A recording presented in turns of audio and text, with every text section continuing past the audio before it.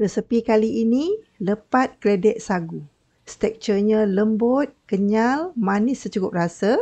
Kombinasi bau santan berlemak dan wangi daun pisang betul-betul bangkitkan selera. Cara membuatnya pun senang sangat-sangat. Jom mula. 300 gram ubi keledek dikupas, cuci bersih dan potong ke saiz kecil-kecil. Kukus selama 20 minit atau hingga keledek empuk. Sementara menunggu keledek masak, 120 gram sagu dicuci dan rendam dengan 200 ml air selama 15 minit.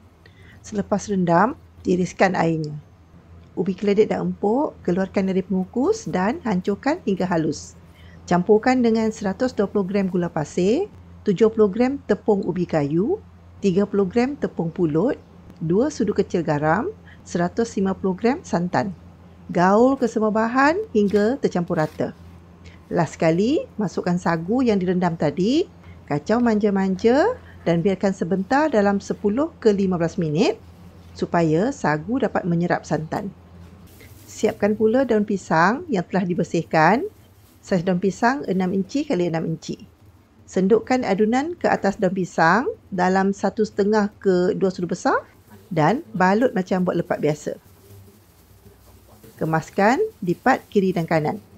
Siap balut, atur dalam pengukus dan kukus selama 30 minit. Siap.